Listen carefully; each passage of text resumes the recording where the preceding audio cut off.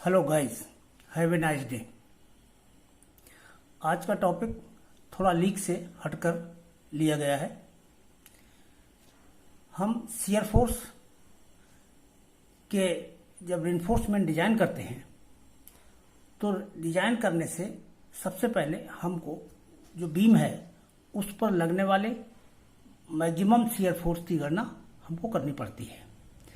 और चाहे ये सिंपली सपोर्टेड बीम का केस हो, चाहे कैंटिलीवर का बीम का केस हो, हमें हर स्थिति में मैक्सिमम शियर फोर्स की गणना करनी होगी। जिस स्थान पर मैक्सिमम शियर फोर्स होता है उसी स्थान पर जो शियर स्ट्रेस डेवलप होता है उसी शियर स्ट्रेस के आधार पर हम शियर रिइंफोर्समेंट का डिजाइन करते हैं।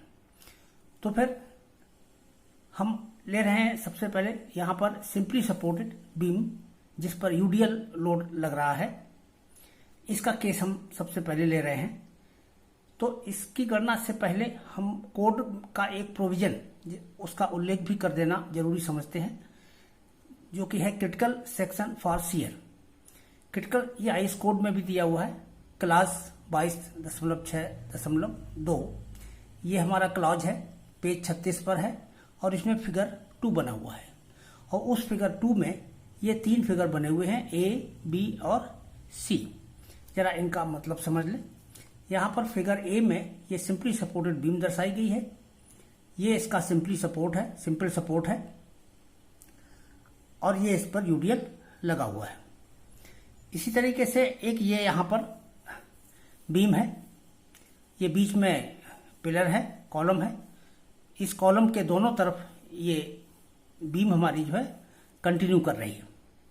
किसी एक तरफ कंटिन्यू करे या दोनों तरफ कंटिन्यू करे, यानी ये मोनोलिथिक कंस्ट्रक्शन में बनाया गया है। This is not simply supported but it is monolithic. तो मोनोलिथिक सपोर्ट हो या तीसरा इस तरह का केस हो, ये वर्टिकल पोस्ट हमारा आरसीसी का वर्टिकली हैंग कर रहा है, ऊपर फिक्स है और इससे हॉरिजॉन्टल डायरेक्शन में एक बीम जो है इससे इस सिरे से कनेक्ट कर दी गई है। इस पर यूडीएल लोड आ रहा है। इस अवस्था में देखें, जब इसके ऊपर यूडीएल लोड आ रहा है तो इसका क्रिटिकल सेक्शन जो है सिंपली सपोर्टेड बीम के केस में कॉलम के फेस से डी दूरी पर लिया जाता है। ये क्रिटिकल सेक्शन कोड के द्वारा उसमें दर्शाया गया है। ये कॉलम के फेस से डी दूरी पर लिया जाएगा। कारण ये होता है, आपने पढ़ा होगा कि यहाँ पर क्रैक जो है इंक्लाइन डायरेक्शन में 45 डिग्री पर बनता है। तो ये हमारा जब 45 डिग्री पर बनता है तो इफेक्टिव डेप्थ के बराबर दूरी पर ही जो है इसका क्रिटिकल सेक्शन होगा।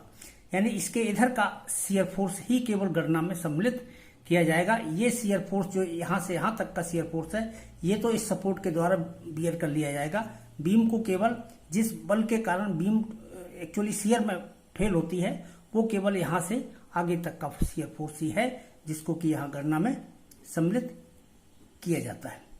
तो ये डी दूरी पर इसका क्रिटिकल सेक्शन लिया जाता है। इसी तरीके से जब हम फिक्स्ड इंड वाले सपोर्ट लेते हैं यानी मोनोलिथिक लेते हैं, उस केस में भी ये यहाँ से आलम से किनारे से डी दूरी पर इसका क्रिटिकल सेक्शन लिया जाता है। इधर भी ये डी दूरी पर लिया जाएगा, यानी इसमें भी इस केस में भी दोनों वो डी दूरी पर ही इसका क्रिटिकल सेक्शन कंसीडर किया जाता है। यानी शियर फोर्स की गणना इस सेक्शन के बाद ही की जाएगी। यहाँ से इस पोर्शन में यानी जो डी दूरी तक हम जो शियर फोर्स लग रहा होगा यानी जो यूडीएल लग रहा होगा उसको हम शियर फोर्स में गणना सम्मिलित नहीं करेंगे। इसी तरीके से इस सेक्शन तीसरे वाले केस में जब ये वर्टिकली यहाँ पर कनेक्टेड है तो इसमें जो क्रैक की डायरेक्शन है वो ये होती है, इसमें भी इस तरह से होती है। जब क्रैक यहाँ से डेवलप करेगा, क्योंकि टेंशन जोन इसमें ऊपर होगा, तो यहाँ से क्रैक आएगा और इस डायरेक्शन में आएगा, ये भी 45 पर आएगा। तो इसमें क्रिटिकल सेक्शन कॉलम के हमारे सपोर्ट फेस पर ही होता है, कॉलम के फेस से सटा हुआ होता है। यहाँ से डी दूरी पर इसमें नहीं लिया जाता है। तो इसमें यहाँ से यहाँ तक का टोटल यूडीएल जो है हमारा शियर फोर्स की गणना में सम्मिलित कर लिया जाता है। तो ये आईएस कोड के प्रोविजंस हैं, इनको हमें ध्यान में रखना पड़ता है। तो आईएस कोड के प्रोविजन के बाद अब हम आते हैं अपना केस सिंपली सपोर्टेड बीम है जिस पर यूडीएल लगा हुआ है। ये दोनों सपोर्ट हैं। इस सिंपली सपोर्टेड बीम के लिए हमने बताया कि कॉर्नर से डी दूरी पर क्रिटिकल सेक्शन होता है, वही चीज हम यहाँ पर लगा रहे हैं। सिंपली सपोर्टेड के केस में यहाँ से क्रैक हमारा इस डायरेक्शन में जाएगा और यहाँ से डी दूरी पर जो है क्रिटिकल सेक्शन होगा। इसी तरीके से इस सपोर्ट से भी डी दूरी पर ये क्रिटिकल सेक्शन यहाँ पर स्थित होगा। यानी इस सेक्शन के इस तरफ और इस सेक्शन के इस तरफ का जो यूडीएल है यही हमारा शियर फोर्स के लिए या शियर फोर्स की गणना में सम्मिलित होगा। यानी इसी बल के कारण बीम शियर में फेल होगी। ये यहां से यहां तक का शियर फोर्स हमारा इसके शियर फेलोर के लिए रिस्पॉन्सिबल नहीं है, क्योंकि ये शियर फोर्स ये यूडीएल जो है हमारा सपोर्ट के ऊपर डायरेक्ट चला जाता है। ये बीम को बेंड करने में योगदान नहीं करता, इसलिए बीच का पोर्शन में लगने वाला शियर फोर्स ही बीम को बेंड करता है, यानी बीम में बेंडिंग उत्पन्न करता है और शियर भी उत्पन्न करता है। तो ये शियर में इसीलिए फेल हो जाता है। तो ये हमारा केस है जिसमें सपोर्ट के इनर टू इनर जो स्पान है इसको कैपिटल एल द्वारा रिप्रेजेंट किया गया है और इस सिंपली सपोर्टेड बीम का जो इफेक्टिव स्पान है वो स्मॉल एल के द्वारा रिप्रेजेंट किया गया है, जो कि यहाँ पर सेंटर टू सेंटर सपोर्ट दर्शाया गया है। अब इसके बाद shear force, maximum shear force की गणना के लिए हम जो अपनी बुक्स में जिन फार्मूलों का सामना करते हैं, जिन फार्मूलों के द्वारा मैक्सिमम शियर फोर्स की गणना हम वैल्यू निकालते हैं, तो मैक्सिमम शियर उनके लिए जो फार्मूले प्रयोग किए जाते हैं, एक तो shear force V equal to WL/2 जिसमें L स्मॉल है। दूसरा फार्मूला ये भी प्रयोग किया जाता है V equal to W capital L/2 जहां पर कैपिटल L जो है इसमें क्लियर स्पान है। और तीसरा एक फार्मूला और है V equal to W into L/2 minus D। इस फार्मूले के बारे में आप लोग सोच रहे होंगे कि इस फार्मूले का प्रयोग सामान्यतः अभी तक बुक में नहीं किया जाता रहा है और न ही ज्यादातर बुक में इस फार्मूले का प्रयोग किया गया है। सभी बुक की बात हम नहीं कर रहे हैं, इन मोस्ट बुक में इस फार्मूले का प्रयोग अभी नहीं किया गया है। इन्हीं से के द्वारा हम मैक्सिमम शियर फोर्स की गणना कर लेते हैं। यानी एट प्रेजेंट हमारे पास 3 फार्मूले अवेलेबल हैं जिसके द्वारा शियर फोर्स की गणना की जाती है। बुक्स में भी की जाती है, राइटर्स के द्वारा भी की गई है। कभी कभी एक ही राइटर इस फार्मूले का भी प्रयोग करता है, किसी दूसरे क्वेश्चन में इस फार्मूले का प्रयोग कर लेता है। अब सवाल ये आता है कि एक फार्मूला ये है, एक फार्मूला ये है और एक फार्मूला ये है। हमारे पास 3 फार्मूले हैं। पहले हम जरा तीसरे फार्मूले का एक सिंपल डेरिवेशन है, ये आया कहाँ से है। अभी हमने जो आपको ये बताया था कि सिंपली सपोर्टेड में जो इसमें मैक्सिमम शियर फोर्स है, जरा देखें, ये डी दूरी इधर से, डी दूरी इधर से, यानी इस क्रिटिकल सेक्शन और इस क्रिटिकल सेक्शन के बीच में जितना यूडीएल होगा उसी के कारण जो यहाँ पर मैक्सिमम शियर फोर्स आएगा वही मैक्सिमम शियर फोर्स की गणना हम यहाँ पर करेंगे। तो देखिए जरा, ये inner to inner span, inner to inner face support का कितना है, कैपिटल एल। कैपिटल एल में से डी इधर से कम कर दो और स्मॉल डी इधर से कम कर दो, तो कितना कम हो गया, कैपिटल एल माइनस 2D। यानी यहां से यहां तक के बीच की दूरी हो गई L माइनस 2D। और यूडीएल कितना लगा है, स्मॉल W।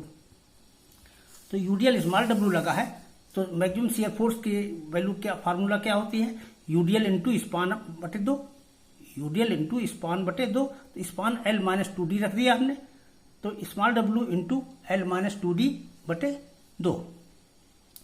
अब इसमें 2 से भाग लगा दीजिए, तो L/2 यहाँ पर हो गया और माइनस 2D में से जब 2 का भाग लगाएंगे तो 2 से 2 कट जाएगा, केवल D बचेगा। तो इसी में 2 का भाग लगाने से ये बीच का पद बच जाता है। तो small W into L/2 minus D वही यहाँ पर लिखा हुआ है, ये कोई डेरिवेशन बड़ा नहीं है। तो ये 3 फार्मूले हो गए। अब हमारा मेन क्वेश्चन जो था, टॉपिक था, वो टॉपिक ये था कि हम इसका प्रयोग करते हैं, इसका प्रयोग करते हैं, इसका प्रयोग करते हैं। इसमें जो ये फार्मूला है ये जनरली प्रयोग किया जाता है, यानी ज्यादातर केस में ज्यादातर लोग और अधिक देखने को मिलता है इस फार्मूले का प्रयोग W कैपिटल L/2। और कभी कभी इस फार्मूले का भी प्रयोग हमको देखने को मिलता है, ये sometimes W into small L/2। और ये फार्मूला रेयरली कुछ बुक्स में केवल दिया हुआ है और इसका प्रयोग कम ही किया जाता है, लेकिन यही फार्मूला हमारा एक्यूरेट है और IS कोड के रिकमेंडेशन के अनुसार है, क्रिटिकल सेक्शंस के आधार पर है, क्रिटिकल सेक्शंस फॉर शियर को कंसीडर करते हुए जब हम शियर फोर्स मैक्सिमम की गणना करते हैं तब हमें यही फार्मूला तीसरा वाला प्राप्त होता है। तो इसका प्रयोग जबकि कम किया जाता। अब प्रश्न हमने शुरू में पूछा था विच वन इज करेक्ट, इन तीन में से सही कौन सा है, ये है प्रश्न। भाई जब तीन फार्मूले एक साथ चल रहे हैं तो इनमें से कोई एक सही होगा, बाकी दो गलत हो सकते हैं। तो इस प्रश्न का ही जवाब आज तलाशना है, उस पर डिस्कशन करना है।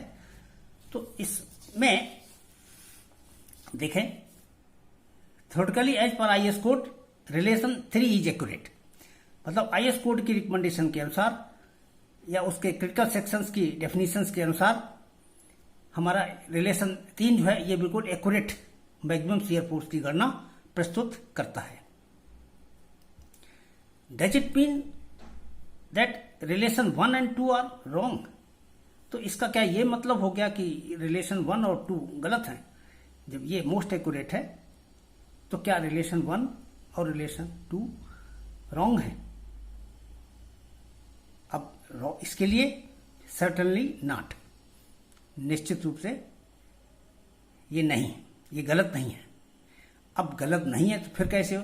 ये हमारा एक्यूरेट फार्मूला है, ये गलत नहीं है, तो ये किस आधार पर ऐसा हम कह सकते हैं? उसके लिए देखिए आगे इसका लॉजिक समझते हैं। वाई इट इज सो, ऐसा क्यों? Let us see an example. हम एक एग्जाम्पल कंसीडर करते हैं और एग्जाम्पल में हम ये तीनों फार्मूले सीएल से फिर से लिख लेते हैं। Relation number 1 W small l by 2, relation number 2 W capital L by 2 और W capital L by 2 minus D। इन तीनों फार्मूलों को हम देख करके ये देखते हैं, जान सकते हैं कि ये रिलेशन से प्राप्त वैल्यू इससे प्राप्त वैल्यू से हमेशा ज्यादा आएगी। कारण कैपिटल L की वैल्यू यानी स्मॉल l जो इफेक्टिव स्पान है वो क्लियर स्पान से हमेशा ज्यादा होगा। ये हम फिगर में एक बार फिर से देख सकते हैं। ये कैपिटल L सपोर्ट के इनर फेस से इनर फेस के बीच की दूरी होती है और स्मॉल l सपोर्ट के सेंटर से सेंटर के बीच की दूरी होती है। निश्चित रूप से स्मॉल l कैपिटल L की तुलना में अधिक होता है। तो यहाँ पर ये फार्मूला भी WL बाई 2 यानी रिलेशन नंबर 1 की वैल्यू रिलेशन नंबर 2 से हमेशा ज्यादा आएगी, इसलिए हमने इसमें लिख दिया greater than W capital L by 2। अब इससे ये वैल्यू छोटी है यानी इससे ये बड़ी है, वो कैसे देख लीजिए। यहाँ WL बाई 2 है और यहाँ पर W into L by 2 minus D। अब जरा सोचिए ये क्या है, L बाई 2 की जगह पर L बाई 2 में से D और कम हो गया है, जबकि यहाँ खाली W का मल्टीपल कितना है L बाई 2, यहाँ W का मल्टीपल क्या है L बाई 2 माइनस D। तो ये संख्या छोटी हो गई, इसका मतलब ये वैल्यू इससे कम है। तो हम यूँ कह सकते हैं कि ये relation number the value of relation number 1 is greater than the value of relation number 2 is greater than the value of relation number 3। अब हम एज्यूम कर लेते हैं कि किसी भी एक एग्जाम्पल में इनकी values small l W etcetera की वैल्यू सब्स्टिट्यूट करके जस्ट एजम्पशन कंपेरिजन के लिए हमने ये एज्यूम कर लिया कि मान लीजिए इसको कैलकुलेट करने से हमारा 100 किलो न्यूटन वैल्यू प्राप्त हुई रिलेशन नंबर 1 की, और रिलेशन नंबर 2 से जो वैल्यू प्राप्त हुई है वो 90 किलो न्यूटन प्राप्त हुई है, और रिलेशन नंबर 3 से जो वैल्यू प्राप्त हुई है वो 80 किलो न्यूटन प्राप्त हुई है। इस तरह से जो ये तीन वैल्यूज प्राप्त हुई हैं, अब जरा इसमें हम देखें हमारी एक्यूरेट वैल्यू कौन सी है 80 किलो न्यूटन। हमारा शियर एनफोर्समेंट की कैपेसिटी कितनी होनी चाहिए 80 किलो न्यूटन। हम जो शियर एनफोर्समेंट डिजाइन करेंगे वो 80 किलो न्यूटन का लोड लेने की क्षमता वाला होना चाहिए। शियर एनफोर्समेंट डिजाइन फॉर, अब अगर मान लीजिए हम इसको एडॉप्ट नहीं करते हैं, जैसा हमने कहा कि ज्यादातर लोग इसका प्रयोग करते हैं, मान लीजिए इसका प्रयोग किया, इसका मतलब 90 किलो हमने वो शियर एनफोर्समेंट डिजाइन कर लिया जो 90 किलो न्यूटन का लोड वहन कर सकता है। यानी 90 किलो न्यूटन शियर फोर्स के लिए रिक्वायर्ड शियर एनफोर्समेंट की जो क्वांटिटी है वो हमने कैलकुलेट कर ली और वही शियर एनफोर्समेंट प्रोवाइड कर दिया। यानी जो अब हमने शियर एनफोर्समेंट प्रोवाइड किया है उसकी क्षमता हमारी 90 किलो न्यूटन है। जब उसकी क्षमता 90 किलो न्यूटन है तो ये ऑटोमेटिक हो गया कि वो 80 किलो न्यूटन का लोड तो ले ही लेगा, इसे हमें दोबारा चेक करने की आवश्यकता नहीं है, क्योंकि ये इससे कम बल है। जब 90 किलो न्यूटन का लोड ले सकता है जो शियर फोर्स, जो शियर एनफोर्समेंट, वो 80 तो लेगा ही। ठीक इसी तरह से अगर हम इस फार्मूले से प्राप्त वैल्यू के द्वारा शियर एनफोर्समेंट की गणना करते हैं, 100 किलो न्यूटन के लिए हमने शियर एनफोर्समेंट निकाला, जो शियर एनफोर्समेंट आएगा उसकी क्षमता जो है 100 किलो न्यूटन की होगी। वो शियर एनफोर्समेंट 90 किलो न्यूटन का लोड अगर आ रहा होगा तो उसको भी बियर करेगा, और 80 किलो न्यूटन का शियर फोर्स आ रहा होगा तो उसको भी सहन कर लेगा, फेल नहीं होगा इनके केस में, क्योंकि ये दोनों बल इससे कम ही हैं। बस यही एक लॉजिक है। इन क्वेश्चन एल और डी, स्मॉल एल और कैपिटल एल इज गिवन।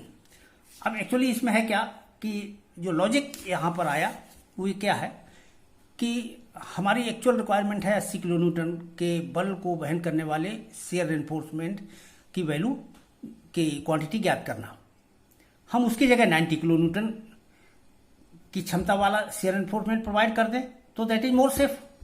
और डिजाइन में जनरली यही होता है कि जितने लोड के लिए किसी मेंबर का डिजाइन करना होता है, और हम जब डिजाइन करके अपने मेंबर की वैल्यू निकालते हैं तो वो रिक्वायर्ड लोड से ज्यादा ही आती है। तो इसका मतलब हम ज्यादा लोड का मेंबर डिजाइन कर सकते हैं। वही यहां पर हुआ कि जो हमने यहां शियर एनफोर्समेंट डिजाइन किया है वो एक्यूरेट से ज्यादा लोड का हमने डिजाइन कर दिया। तो क्वेश्चंस जितने होते हैं उसमें या तो इफेक्टिव स्पान या क्लियर स्पान, इन्हीं दोनों में से कोई एक क्वांटिटी क्वेश्चन में दी जाती है। इसके बाद अगर कैपिटल एल दिया है, स्मॉल एल, कैपिटल एल दिया है, तब तो हम बीच वाला फॉर्मूला यूज कर ही सकते हैं। लेकिन ये नहीं, एक्यूरेट वाला यूज तो तभी कर पाएंगे जब स्मॉल डी दिया गया हो। स्मॉल डी जब मालूम होगा तभी हम रिलेशन नंबर 3 का यूज कर पाएंगे। तो इसलिए relation number 3 can not be used. हमको इन्हीं से मैक्सिमम शियर फोर्स की गणना करनी पड़ेगी। लेकिन अगर इफेक्टिव स्पान दिया गया है तो हम क्लियर स्पान नहीं निकाल सकते। क्लियर स्पान नहीं निकाल सकते क्योंकि इफेक्टिव डेप्थ चाहिए इसके लिए। क्लियर स्पान इफेक्टिव स्पान के फार्मूले में आता है कैपिटल एल प्लस बी, और कैपिटल एल प्लस डी में जो छोटा हो वही हमारा इफेक्टिव स्पान होता है। तो इस वहां पर भी हमको स्मॉल डी इफेक्टिव डेप्थ की जरूरत है, और इफेक्टिव डेप्थ अभी हमको बाद में ज्ञात होगी, क्वेश्चन में अभी स्टार्ट में ज्ञात नहीं होती, वो तो ज्ञात करनी पड़ती है। तो ये जनरल प्रैक्टिस ये है कि मैक्सिमम शियर फोर्स की गणना के लिए जो क्वेश्चन में स्पान दिया गया हो, क्वेश्चन में जो भी स्मॉल एल या कैपिटल एल, उसी के आधार पर हम मैक्सिमम शियर फोर्स की गणना कर सकते हैं, और उसी से करके शियर एनफोर्समेंट का डिजाइन कर लेते हैं। इसका मतलब जो हमारा प्रारंभिक क्वेश्चन था कि इन दोनों में से कौन सा गलत है, इन तीन में से कौन सा गलत है और कौन सा सही। तो हम यहां गलत किसी को नहीं कह सकते, सिर्फ इतना कह सकते हैं कि this relation is most accurate, gives more accurate calculation of maximum shear force. These are approximately but greater than this in safer side. So this is also more greater than it is also in safer side. तो wrong नहीं कह सकते, न इसको और न ही इसको, दोनों में से कोई भी गलत नहीं है ज्यादातर। अब मेरी रिकमेंडेशन है कि अगर क्वेश्चन में जहां तक संभव हो हम इस फार्मूले का प्रयोग करें, रिलेशन नंबर 2 का, क्योंकि इसी का प्रयोग सबसे ज्यादा किया जाता है। रिलेशन नंबर अगर हमको यही दे रखा हो और डी नहीं मालूम है तो आप इससे भी करके क्वेश्चन कर सकते हैं, उसमें कोई समस्या नहीं होती।